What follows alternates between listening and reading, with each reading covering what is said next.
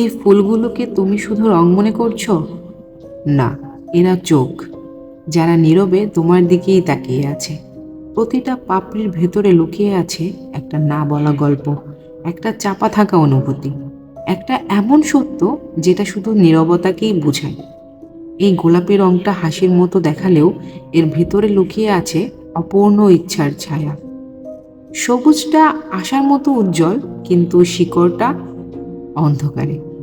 তুমি কি কখনো অনুভব করেছো কেউ নেই, তবুও মনে হয় কেউ তোমাকে দেখছে?